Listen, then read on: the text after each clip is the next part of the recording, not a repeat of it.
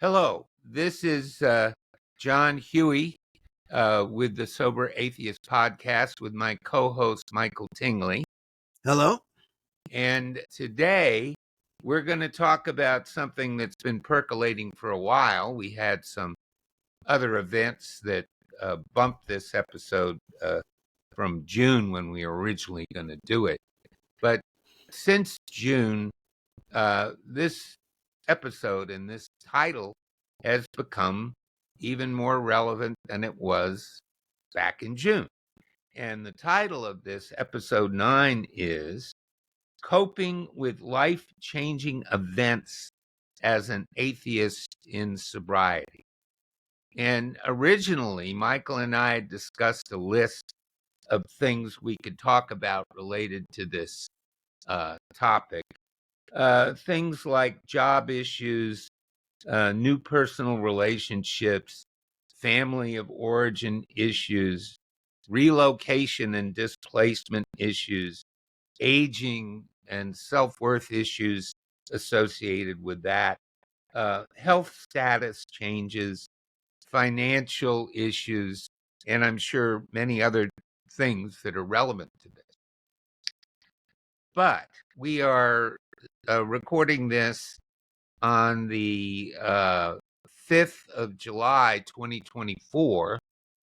And in the last 10 days, 9 days, 9 days or so, we've had a series of events take place here in the United States that are starting processes that none of us can predict the results of. And we're not going to turn it into another episode about how we cope with politics or anything like that. But the dynamics, and this is my opinion, and I think Michael's as well, the dynamics of change and the potential for life-changing experiences and events has, I think dramatically increased, because we have no idea where, and this of course is applying to the United States, where the future of the United States is going to go. Literally, we don't know what the future of the country is going to be, and there's more at stake than at any time in my lifetime that I can recall. So change is coming. I've often said, if you don't like change, that's too bad, because change is coming to you and to me, no matter what. Right, Michael? Yeah. Change is coming. Change is on the way. Well, I think that's a good reminder of why we try to stay in the moment, because, man, I don't want to think too much about the future, because the potential is a little bit scary right now. Well, the future is coming to us. I mean, as the Chambers brothers, we're going to date ourselves. As the Chambers brothers said back in the 60s, time has come today, I think was the line, right? Yeah. Right? Mm-hmm. And tick tock, time is coming. But, this is called the Sober Atheist podcast, not the Sober Disgruntled Americans podcast. So we're going to talk about how, people in recovery might be handling and might be dealing with the changes in life without recourse to the supernatural. I think we're all familiar with how people talk about life changes and life challenges if they're people of belief. You got more churches on your corner, I think, Michael, than I do, but I guess they probably, yeah. Yeah, they talk about things inside there about how they deal with their life-changing or life-challenging experiences, and we don't do any of that. All right, No, none of it. It's not relevant because it doesn't exist. But the change exists and the challenges exist. And how do we, as long time or short time sober people, as atheists, cope with those things? I'm looking at this list that we initially came up with, And there was something that popped up in my mind because I, I still work from time to time, but I work on my own terms and in my own way. And except, of course, when I'm on the job with these people, I travel overseas to their location and I'm working with them. Then I'm on on their clock. But I have pretty much full control over my life. But when I was working for a major corporation, there are a lot of things that happened in a big corporation that I had no control over at all. And job issues were, I'd say, in my mid sobriety from the the early to the late 90s. All right. Job issues related to this giant corporation I was working for were really rough to deal with. All right. There's bad bosses, there's reductions in force, there's you know, being given more tasks and more things to do than you're really capable of doing, overload, uh, workloads, overwork, all kinds of things. And how did I deal with that? And I have to think back on it.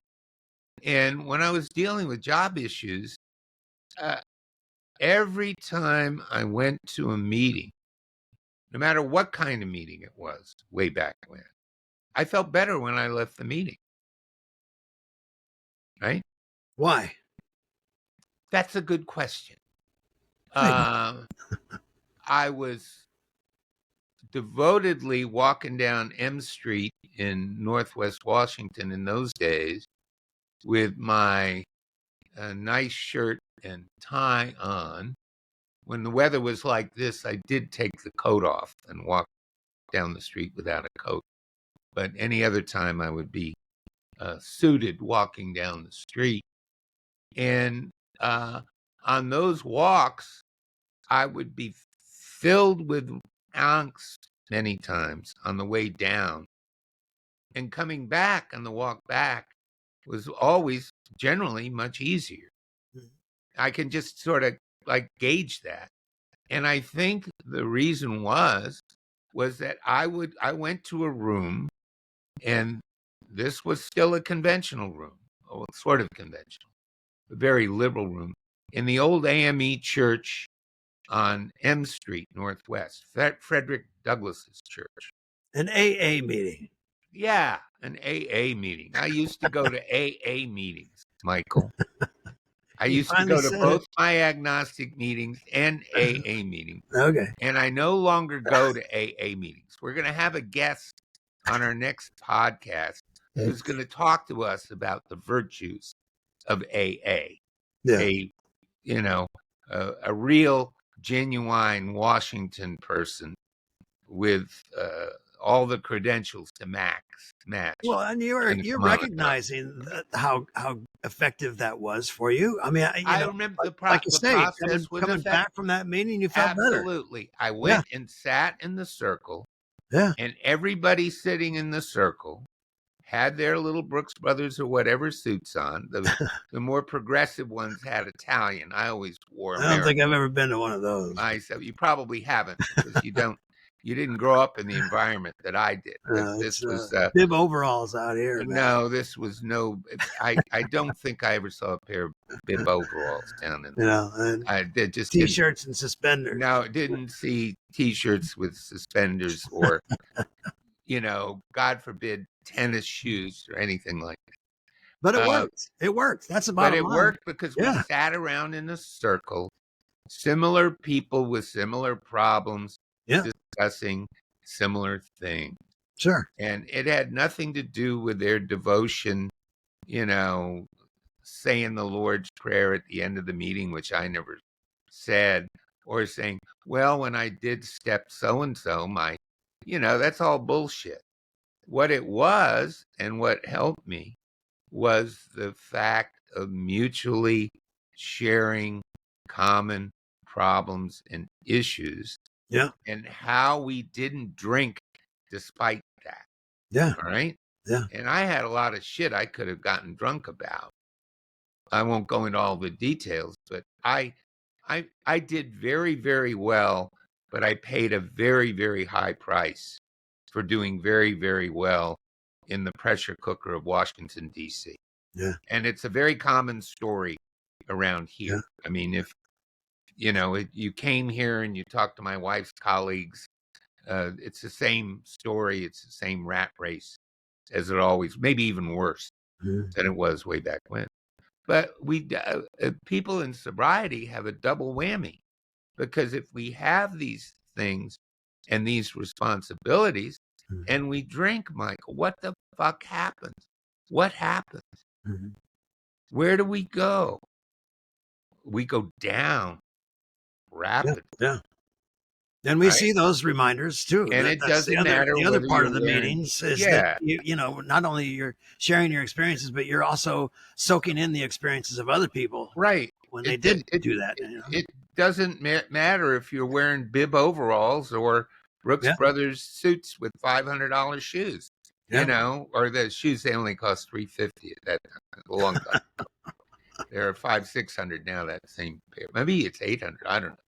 I haven't bought a pair of those shoes in quite a while. Don't need them anymore.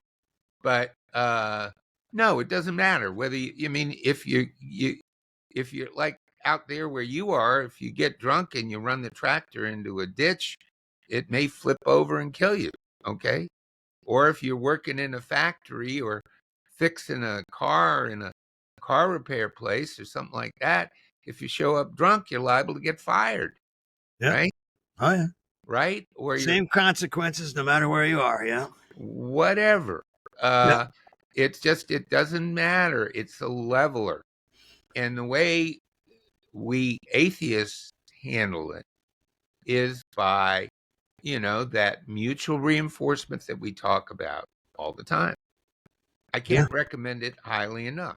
Now people have resources to avoid those awful meetings with those readings at the beginning, middle, and end, and their, passive aggressive shit that I get to hear and see all the time still on the Facebook pages we both look at. But you know, without any of that, it worked, right? Why did Yeah. I feel better? I was all tense and fraught and everything on the way in, and why did I feel better and lighter walking down the same street on the way out? Sure. Right? It was that. It was there is a process that we incorporate in our lives as atheists, and sharing is at the center of it. And it helps lead us to that commitment to abstain, right? Yeah. There you go. Which works really well, I think, in that workplace stuff, because those people are outside of your normal life and you can compartmentalize them and learn strategies on your own and by talking with others about how to deal with that situation, right? And there's always the meeting after the meeting too, when you sit and talk to people, and people sometimes give you advice. I had somebody recently tell me that he said something like, "Oh, even though you were really obnoxious about it, you really helped me by telling me to do something." Okay. And I had no recollection of it, but he said, "Oh, you really helped me by telling me to do something, because I knew you were sort of knew what you were talking about." Okay. And I did it, and it helped me. The same thing happened to me the other way. People said things to me. But there are other things, though, that are more bedeviling than these work changing, life changing events. And that's where we get sometimes into some real shit. This business of personal relationships and the challenges we face with our personal, intimate, sexual relationships. The emotions that arise from those situations And the situations that arise from those situations are things you can't leave at work, right? Yeah. And You're, I mean, we've kind of been raised in a culture where the automatic response and the generally accepted response to any of those emotional difficulties, any of those life-changing events is to drink. I mean, oh, it's yeah, always been a justifiable action is to go have a drink, right, and right, you still see it on every every TV show, every movie. That's right, always the answer. You right. break up with your girlfriend and boom, you Yeah, have to go to a sit, bar and bitch right. about it and get And shit you faced. I sit mean, in the bar and get it's shit-faced and, automatic you response, know, and either we're try, trained that we're taught that. I mean, I didn't come to that conclusion myself. I mean, I saw that happening all the time throughout right, my entire life. right, So but I assumed that that's what I was supposed to do. You're right, but supposed to be drunk after any kind of emotional event. absolutely, absolutely. That's the Yeah, culture, that's the way it is.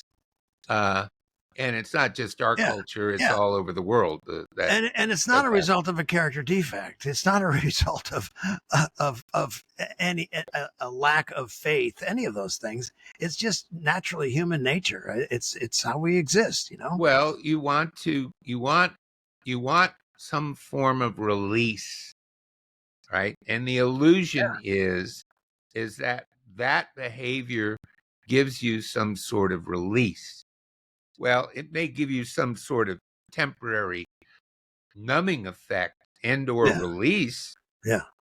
but it just like the stuff in the workplace, it just complicates Oh and yeah. It just makes it worse. exacerbates It makes it all worse. every problem that there is. Yeah. And we're sober atheists and we can't pray about it and we can't drink about it. What the fuck do we do about that? All right. Hmm. I don't know. I don't think you led a problem-free life in that way. And we're not going to talk about it's not the Lonely Hearts Club confession hour I mean, here. I'm lucky to have survived. Of course I have. Yeah, we're Yeah. not going to talk about Yeah. the details of our messy, inevitably somewhat messy lives. Hmm. But even in sobriety, you make mistakes regarding relationships, right? Sure. Yeah. Okay, Everything's you're still a challenge, no matter whether you're you're sober or drunk. It's a you're challenge. It's a you're challenge. in deep with the wrong person with a lot of responsibilities and a lot of expectations that inevitably, because of the poor relationship, in the end, you'll never fulfill, whether you stay in the relationship or not. You're never going to make, if you're in a lousy relationship, nobody's happy, right? At Mhm. least that was my experience, even though some people fake being happy. I've seen that, you know. I had a friend of mine, well, I won't go into, I don't want to. I had a friend of mine that I saw faking it with his wife once.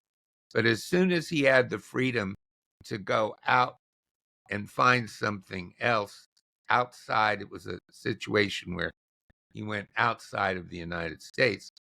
He immediately did what, you know, and all of his fake emotions went poof, and he had to take care of it. But that's not what we do, I think. I think we have to take a more considered course and somehow balance the challenges within our interpersonal relationships without drinking. And for me, the not drinking part, when I was being severely challenged in that realm, I think, the meetings helped a lot, but a lot of times you go to meet those meetings and you don't talk about your intimate personal details. Okay. Some people do. Some people dump that Yeah. sort of, I And mean, often, if you do, you get told to shut up, and yeah, that's an yeah. outside issue, or simply flat out, oh, you're not working the steps. Yeah, right. You're not. but we don't work any steps, Yeah. and we don't have any God, and we don't have any place to confess, or any of that other stuff. But we do have something that will stand us in good stead when we're going through the shit we created ourselves because of our mistakes with our personal relationships. And that we come back around to abstinence again. Yeah. If you really have a belief in abstinence, your belief, it always, I think, consists of something that, um, ends up giving you a means to cope with the issue at home without exacerbating it with the behavior that would ensue from your drinking. Yeah. Okay. And one thing I've learned from abstinence is that all of those emotional issues and triggers that I've lived through aren't as bad as I thought they were. I Oh mean, no, certainly. I nothing mean, is as bad as I thought it right, was. right. And again, Well, it goes back to that training that we're raised in this culture where we're supposed to feel so bad that we have to have a drink. When in reality, I'm surprised it isn't quite right. as bad as I thought it was. That's true. One of the wonderful things about getting old is that the drama that followed you through your teens, 20s, and maybe even early 30s uh, really begins to fade. All right. That Oh yeah, drama, living without drama becomes a very high priority yeah, yeah. when you're our age. Okay. And it's not easy to learn that. I mean, it takes a No. while to detox from drama and to detox from all that stuff that we were taught. Well, yeah. Yeah. But even in sobriety, I had a fair amount of drama, but I didn't mix alcohol with it.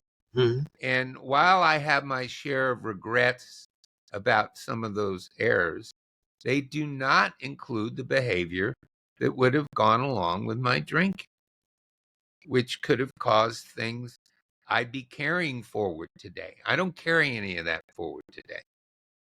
All right. I carry some stuff forward from my drinking years, but from age 38 to age 75, I haven't carried any of that Mhm. type of thing forward. That's one thing. You don't have to worry about that part. Now, it doesn't fix your lousy marriage. It doesn't fix some of the errors that you make in your interpersonal relationships. But sooner or later, it gives you the context to thrive. And maybe one day, like me, you wake up all of a sudden and you've been married to somebody for 18 years. You've been with somebody 18 years that you actually get along with. All Mhm. right. I mean, that is a you know, I never knew that was possible until I met the person I'm with now. Mhm. So some shit takes a long time. I wouldn't suggest it. I wouldn't suggest to anybody that you figure out what real partnership in a relationship means when you're age 57, like I did. But, you know, better late than never, right, Michael? I never would, if I'd been drunk, I Yeah, never would have figured it out, right? yeah, yeah. Well, it took me a little longer because I didn't get sober this time until I was 54 years old. Well, So, that's, but I mean, yeah, yeah. It's in sobriety and within this abstinent lifestyle. I still find that I have to put effort into relearning a lot of those things, relearning, the things that I thought I was supposed to do and relearning the things I thought I was supposed to feel, right, all of right. that. I Well, mean, it's been a real learning experience and not easy, but it's been a lot easier because I've not been drinking to deal with yeah, all those things. some stuff takes time, though. Yeah. And, in my case, the relationship thing took a long, long time.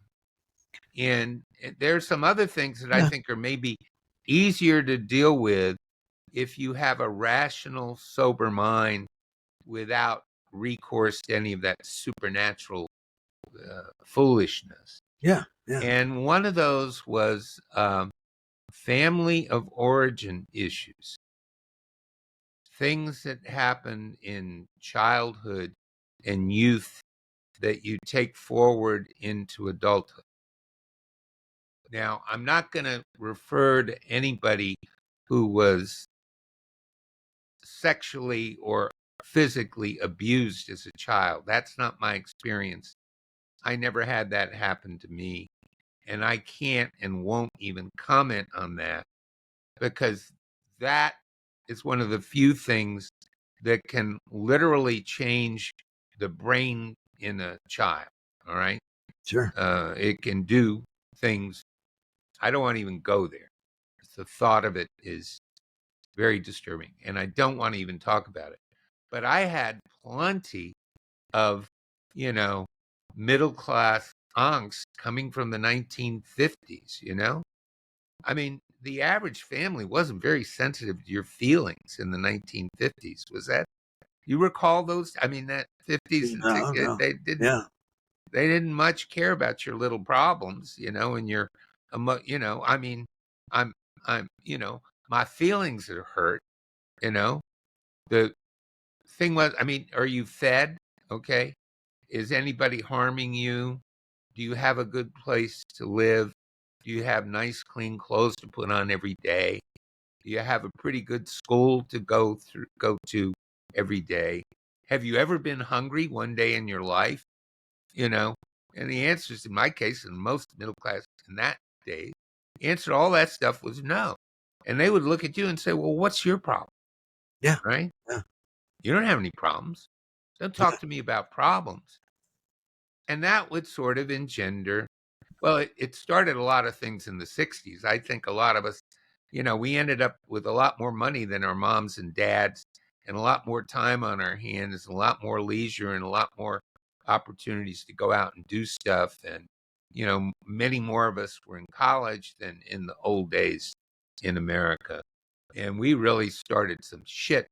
And a lot of the stuff that propelled that, I think, was a resentment toward our families of origin. We basically said, a lot of us said, particularly in the college educated populations and other segments of the population as well, basically said, oh, fuck you to all that. I don't want any of that. Right. And Well, that's we were presented with more choices than our parents' generation, and that was, I think that was a big difference between us and them, is that we were suddenly presented with all kinds of choices, whereas right. they pretty much had their life figured out from day one, what they were going to end up doing and how they were going to Oh, live yeah. and Well, how we were supposed to live. I mean, everything from how we were supposed to dress to what we were supposed to my, eat was my, already my, figured out. And absolutely. Right. suddenly, yeah, the 60s, 70s, man, just the world blew apart because we had so many more choices. Conventional lives were very conventional. Yeah. My dad went into the U.S. Navy at age 17 in 1936, 1936, and he stayed one way or another with the U.S. government until 1986, right? Yeah. 50 years. One employer, either active duty military or civilian with the Defense Department, and everything was taken. He didn't have one day of unemployment or one day of uncertainty in his entire life. Had Yeah. medical care and a retirement check from the Navy and all this other stuff. And those lives were just very different. And that's why they looked at their lives and they said, well, I'm okay. All right. No matter what they were feeling. They Sure. didn't care. Well, they didn't. I don't know whether they cared or not, but they didn't manifest their feelings very Mm. much. Sure. Right. But we did. And a lot of us took a lot of, I mean, the fights I had at home about the Vietnam War and all these other cultural and other things, I had a lot of resentments in me. Even when I got sober, I still had some of those resentments. And it wasn't until I remember it had to be about 8 or 9 years in. I was sitting in a meeting, and everybody in the meeting it seemed like everybody in the meeting was complaining about mom and dad or their rotten uncle or their, you know, no good, ungrateful children or whatever, right? And I didn't say much during that meeting, but I was walking up the stairs. That meeting took place in the basement of this AME church I mentioned. And I'm walking up the stairs, and as I'm walking up the stairs, it suddenly struck me that all of my unhappiness, I'm going to use a word that somebody's going to call me out on, and resentments, right, were gone from that time. By that time, my mother had been dead. She died at a relatively early age.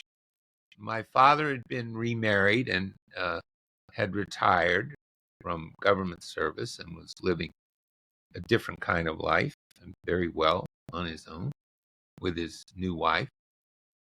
And all of that stuff was gone. It was amazing. And the only thing I could attribute it to, the others would have called it the grace of God. The grace of God suddenly entered into my spirit and gave me the gentle willingness to forgive and give up all of my resentments. Bullshit. I didn't buy any of that shit. What happened, happened. I didn't forget any stuff. But what I did was my attitude and my behavior toward it changed. All right? Because of what? Because not a spiritual program, a behavior modification program. All of a sudden, my behavior was modified in regard to my attitude toward my family of origin because it didn't matter anymore. I'm going to yell at a dead woman or be upset with an old man that's spending his nice retirement in, probably having a better relationship that he had with my mom until she passed away. But he didn't have such a good time after that. But that was a different story. But still, it was going to the meetings and hearing the stories and relating to the people and seeing how people coped, right? And putting it in context myself. So that, was it difficult? Sure. Was it bad at times? Sure. But it wasn't important anymore. Yeah. Why let that disrupt your life when you're 40 some years old? I mean, you got other things to worry about. If I had been drinking, I never would have given that stuff up. Never. I would have carried it right here into my old age, and I'd have some issues about it now, which I don't, because again, identification, understanding, along with abstinence, led to modification of behaviors that were harmful to me, even in sobriety. I mean, does that hold water? Does that make sense? Yeah, and I think that we've done that without, like you said, without having a belief in God. But what I think back to is, I saw very positive examples of people that were sober and had been sober for a long time in the AA meetings that I went to. And in hindsight, they were the ones who very rarely talked about their faith in God, and even very rarely even talked about 12 steps. They were the ones who were simply honest about what they were feeling, what they were going through. Death of a spouse, all kinds of things happening to people that were maintaining their long-term sobriety without mentioning any of the higher power or any of that stuff. Whereas there were people in those same meetings who, if I expressed any of those emotions or any things that I was going through, any of the suffering that any of us were going through, they automatically said, well, you just need to pray more about it, or you just need to work the steps. Now those people, they weren't providing with me a very positive example, because those people never really stayed sober as long as the people who didn't mention those things. And in hindsight, I think that's a clear example of what we are doing and why it's working to be a sober atheist in the world today, is because of those examples of people who they never identified themselves as sober atheists, but they never spent any time talking about all the religious stuff. And for me, those were the examples that I have really appreciate seeing, and knowing that there were people that were sober without talking about any of those things that other people in AA meetings talked about. Those are the positive examples that I really appreciate having seen and heard of. Right. Right. Which is a perfect segue into what I want to looking on these notes, looking at what I want to talk a little bit about aging. Issues associated with aging are the topic of the day all of a sudden, right? Michael, Yeah, it's like yeah, yeah. Yeah, I kind of resent that, the fact that well, there's because aging, this there's Biden isn't all that old. Jesus, man. there's aging and there's From my aging. perspective. You can be there was a lady that I knew here in our building who had been some kind of big shot at some point in her life. And she was 94 years old with osteoporosis and a cane.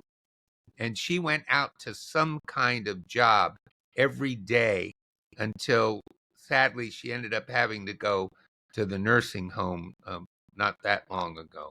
But we would see her on the street dressed to the nines with her little Washington uh, suit looking like Madeleine Albright with her osteoporosis and her cane on the way to go do something, right? When there are people in their 60s that are quote unquote, retired and vegetables, okay, to one degree or another. So Yeah, it's a, yeah, it's a aging is very individual, but it comes to us all. And, there are a lot of pithy quotes floating around in the last week about, the inevitability of aging. But I can only think we're talking about our experiences with these changes and how we've coped with them. And I can just, obviously I'm no kid. And as I mentioned, I think elsewhere, probably on these things, I inherited some autoimmune conditions from my mom, which killed her at a very young age. I'm now 11 years older than she was when she died. So I managed to make it through. But I did have something to me happen to me that sort of made me understand that there are limits inherent in our physical being. yeah, In my opinion, right now, we're dealing with someone right here today, right this second, who's not acknowledging the limits of his physical being and is causing some things that are. He's a great person, and I don't want to say one bad thing about him as a person because I'm a big fan of his as a person. Joe But Biden. yeah, Joe, yeah. But I Yeah, don't want to. yeah, I don't want to. I have to acknowledge that it's apparent that he's not paying attention to what's really happening to him. Now, I don't want to compare myself to someone like Joe Biden, who was a U.S. Senator at age 29 when I was still sitting in the Admiral Benbow bar at DuPont Circle getting shit faced every day, working at a shitty job. I'm not going to compare myself, even though I did a little bit better after that in subsequent years. But I'm not going to compare but I can relate a story about myself. And back in 2022, which is just a little more than 2 years ago, I ended up in an intensive care unit with sepsis.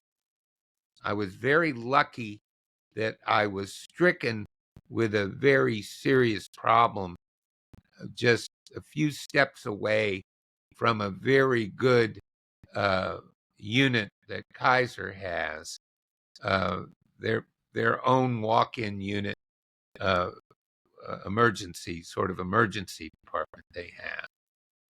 And there was a doctor in there who was really sharp, and she knew very soon that I needed to be in a hospital. And paramedics came, took me off to a hospital that I wasn't very happy with, but they did save my ass. And a lot of shit happened over the next month. And I came out of the ICU a different guy than I was before I went in. I didn't know how different because of the drugs they give you and what happens to you. Some people go a little crazy when they come out of the ICU. And I was one of them. All right. I mean, I was in 3 different hospitals and all kinds of stuff was happening. And one night when I thought I was getting better, ghoulies looking at me over the bed, and I was so crazy. They had me in a cardiac watch mode, and they had all these wires on every part of my body hanging down. And I was convinced that the people in the hospital had implanted the wires in me, that they had put actually stuck. I was, and I remember the nurse looking at me, and she says, "Mr. Huey, wouldn't it be a good idea for you to have a little more Xanax now?" She said. And Yeah. my wife and everyone agreed, and I was nuts in that hospital. But I wasn't nuts for long when I got out, but I was different, and I didn't know how different. And fortunately, I'm in a major metropolitan area with access to all kinds of experts, and I just go. And I was going to the, urologist and the nephrologist and the gastroenterologist but the real guy was a neurologist. I ended up going to 2 of them. And you've seen the tests these last few days. They're holding them up on the screen. They're the Canadian Cognitive Assessment. It's from Canada, I believe, right?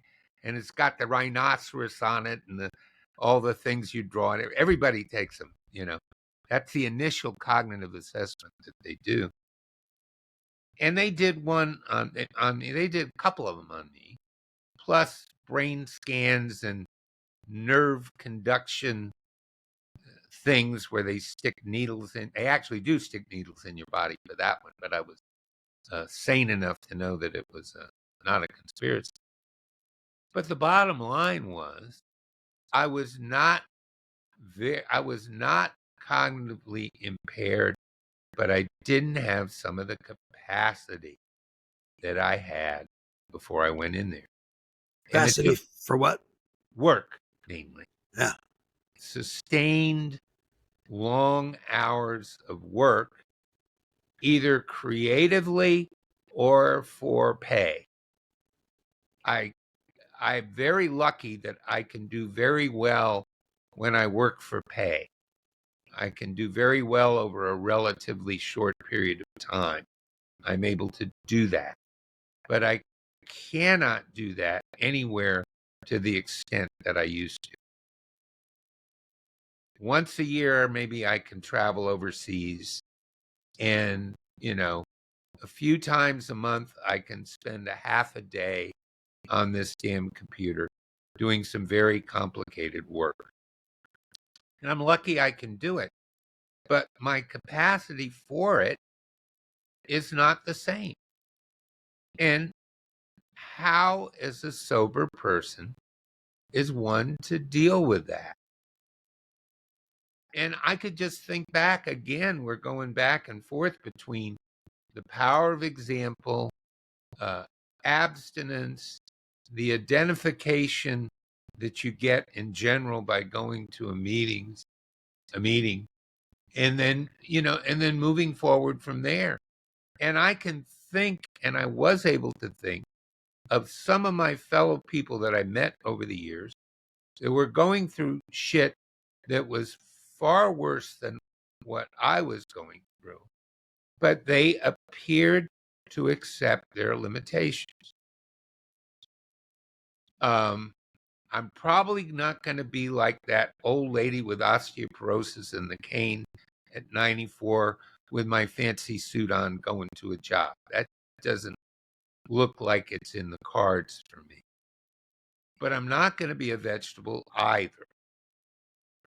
And, I don't have heart disease. I don't have diabetes. I don't have cancer or any of the other things that could take me out virtually immediately. And when I stack it up all together, because of what I've learned, staying sober and going to meetings, I've learned how to accept this. Unlike our president, who is not accepting what obviously happened to him. When you've got Dr. Gupta on telling you that you need to go get a cognitive assessment, he's a brain surgeon, all right? And he said he'd consulted with numerous people around the world, which famous doctors around the world chat with Dr. Gupta. And it was their opinion that our president needed a full medical cognitive assessment and needed to release the results of those things today, right? And he said the other day, oh, the doctor looked at me. Well, doctors don't just look at you for this shit. They test you. It's science. They give you all kinds of, I've been through all that shit myself. They don't just look at you. So, well, accepting our aging and our limitations is a challenge. It's tough, man. I mean, it's hard to accept my limitations. I fight it all the time. I can identify with that denial, that decision to keep on moving on as if you're 20 years younger than you were. I mean, 20 years ago, I could work 70, 80 hours a week. Yeah. I would go from my recovery meeting at 11 a.m. on Saturday morning, and I'd go into the office for 3 or 4 hours and, just work nonstop and, do round trips overseas 3 times a month, some months, 4 times a month sometimes. Not even think about it. Just go and do it.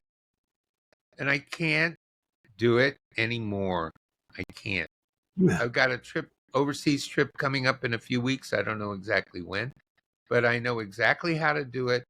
I know what to tell them about the conditions of my travel and what I can do when I get there.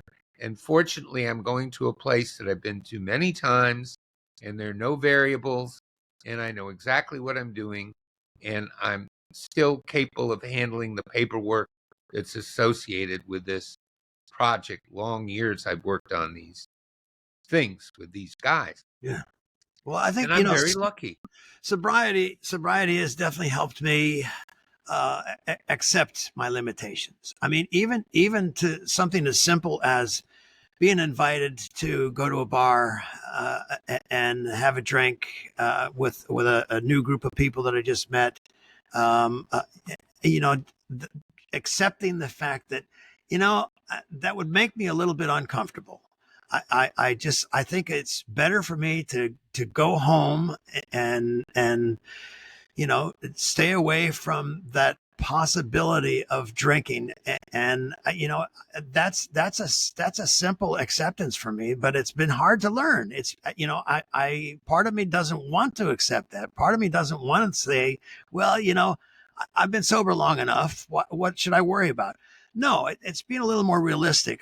I'm accepting my limitations. I know that I still think it'd be fun to go out and have a drink with these people, and pretend to be normal, pretend to be one of them, Right. And that's what keeps me sober, accepting the Yeah. fact Or that I do have an issue with drinking, and I it's much easier to just stay well, away from temptation. we might think we look old now, but imagine what we look like in 30 days if we went back. Yeah, Just what we would the gen if we weren't dead, what our general situation would be. All right. yeah, yeah. With the quaking, shaking Oh man, insanity. I was just offered this role in a play that if I had been drinking, or if I was drinking now that I've gotten this role in this play, there's no way. There's no possible way that I would have been approached, that I would have been given this opportunity if I had been out there drinking Well, along with everybody else who was drinking that night. be, It's a big change for me. right. And I appreciate it. It's part of the gratitude that I have for being sober, is the fact that I get to do these things that there's no way I would have been given this opportunity if I'd been drinking. And Well, there's no way I'd been able to do it if I was drinking now. I mean, there's no way. right. And being a sober atheist gives you the opportunity to encounter these changes, which are profound, right? With Yeah. not only with a clear eye and a clear head, but without illusions. And when it comes time for us to leave this place, we can do it without telling ourselves any lies. Yeah. There you go. Okay. That to me is a great boon. Yeah. Living with and telling lies about profound things that are going on with you. We're seeing the results of that right today. Sure. Someone's Yeah. gaslighting me. I don't like it. Okay. I'm not gaslighting anybody about my general condition and obvious Mhm. deterioration to some degree. And But I was never really even aware of honesty and how important it was to be honest until I got well, sober. you know, That's been one of the most profound educational experiences of being sober, is that dependence on honesty, and and accepting the importance of honesty. yeah. I mean, we're we're not perfect, but at least we're not looking people in the eye and lying to them all the time. There you go. Drunks love to lie. I used to love making up shit about myself when I was drinking. That Yeah. was one of my specialties, sitting in the bar telling tall tales about Well, number one, like, just lying about how much you were drinking. I mean, oh yeah, well, I I just never had a drank that little much. bit.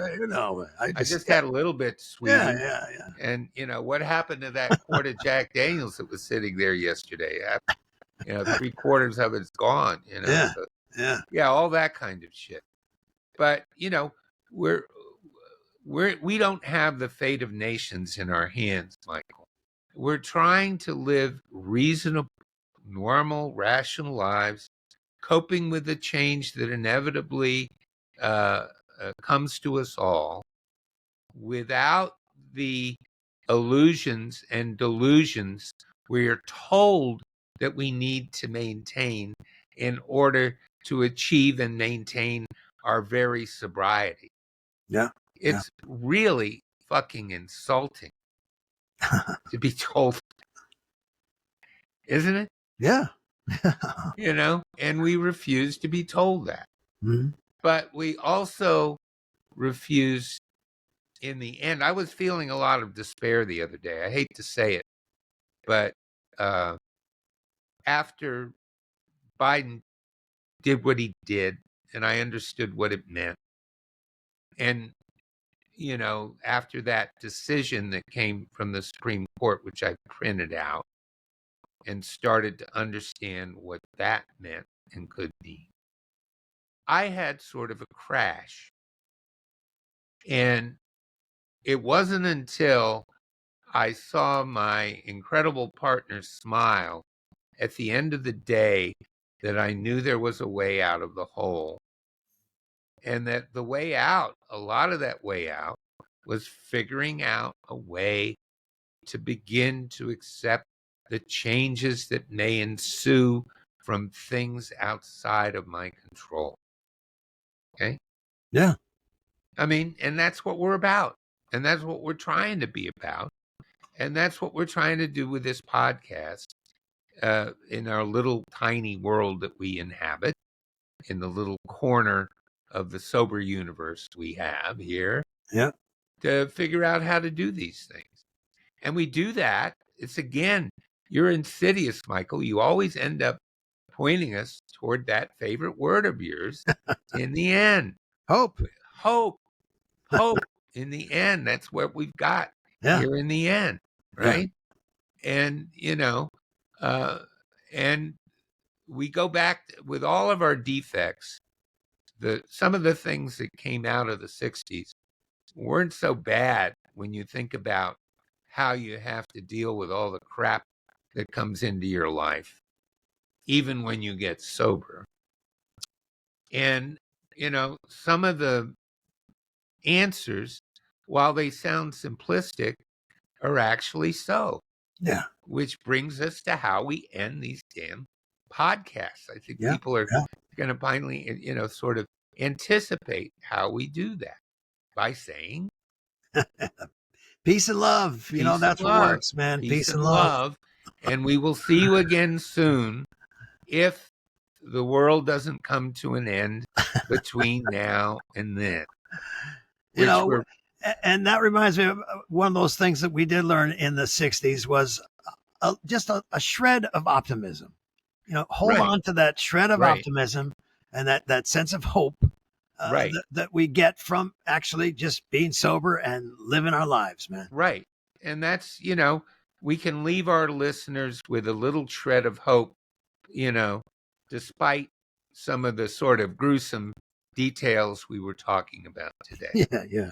Yeah. Well, we love you all.